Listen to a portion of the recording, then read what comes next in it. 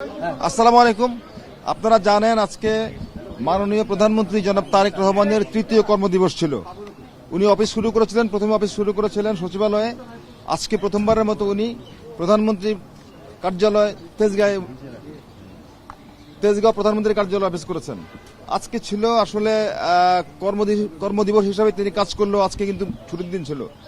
এই দিবসেও তিনি কাজ করেছেন এবং গত নির্বাচনের আগে বাংলাদেশের জনগণের জন্য উনি কি কাজ করবেন, দলের কি ম্যানিফেস্টো, বাংলাদেশের মানুষের জীবন মান উন্নয়নে ওনার কি কর্মসূচি, এই কর্মসূচি কিভাবে বাস্তবায়ন করা যায়, এই বিষয়গুলো নিয়ে উনি সারাক্ষণ কথা বলেছেন। আজকে এই বিষয়ে আপনাদের সামনে কথাগুলি তুলে ধরবেন। আমাদের সঙ্গে এই মুহূর্তে আছেন অতিরিক্ত প্রেস সচিব আতিকুর রহমান রুমন, প্রধানমন্ত্রীর উপদেষ্টা ডক্টর মাহাদি আমিন, আছেন এলজেআরডি মন্ত্রী মাননীয় প্রতিমন্ত্রী শাহ আলম।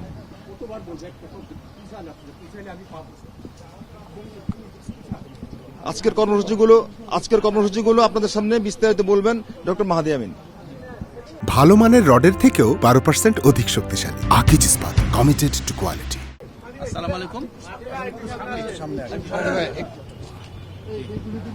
আসসালামু আলাইকুম। আপনারা ইতিমধ্যে অবগত হয়েছেন যে গণপ্রজাতন্ত্রী বাংলাদেশ সরকারের মাননীয় প্রধানমন্ত্রী আজকে প্রথমবারের মতন তেজগাঁওস্থ প্রধানমন্ত্রী কার্যালয়ে অফিস করেছেন।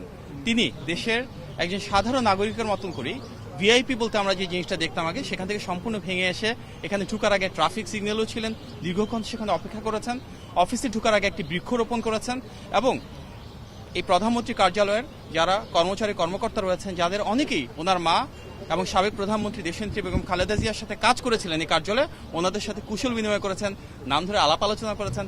তারপর উনি অফিসে যাওয়ার পরে আমাদের যে নির্বাচনী প্রতিশ্রুতি ছিল বিএনপির পক্ষ থেকে, সেগুলি নিয়ে কয়েকটি আলোচনা হয়েছে।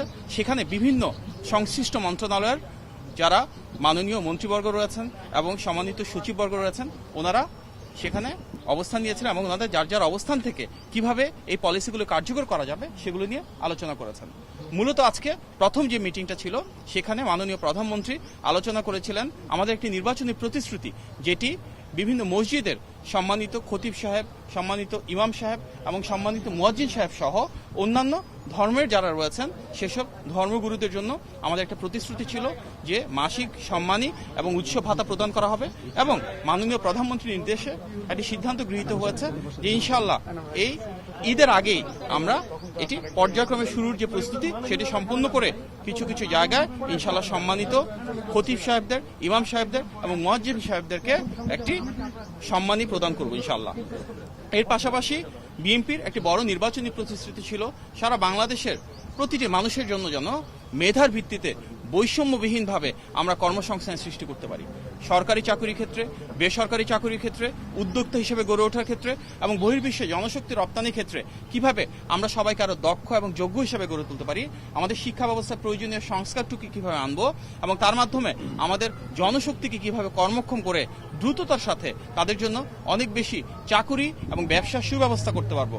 তার জন্য প্রয়োজনীয় যে ডিরেগুলেশন প্রয়োজন, ব্যবসা বাণিজ্য এবং শিল্প কারখানার নীতিমালার প্রয়োজন রয়েছে সংস্কারের জন্য, এবং টেকনিক্যাল এবং ভোকেশনাল এডুকেশনকে আরো কিভাবে প্রাধান্য দিব আমরা, বিদেশে বিভিন্ন দূতাবাস যারা রয়েছে এবং বাংলাদেশে বিদেশি যে দূতাবাস রয়েছে তাদের সাথে সমন্বয়ের মাধ্যমে কিভাবে আমাদের জনশক্তিকে আরো দক্ষ এবং যোগ্য করে বিদেশে পাঠাতে পারবো, এগুলি নিয়ে বিস্তারিত আলোচনা হয়েছে।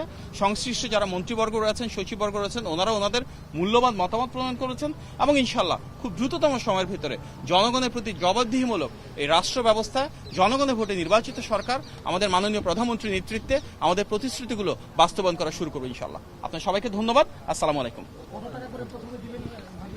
এই বিষয়ে সিদ্ধান্ত গৃহীত হবে, একটা কমিটি করা হয়েছে, ওনারা বসে আলোচনা করে তারপর জানাবেন এবং ঈদের আগে এগুলি নিয়ে আলোচনা হচ্ছে টেকনিক্যাল টিম এবং বিভিন্ন মন্ত্রণালয়ের আন্তঃমন্ত্রণালয়ে আলাপ আলোচনার মাধ্যমে এগুলি সিদ্ধান্ত হবে। মির শাহ আলম ভাই এখানে আছেন, উনিও সেই কমিটির একজন গুরুত্বপূর্ণ সদস্য, ওনারা পরবর্তীতে এই বিষয়ে অবহিত করবে।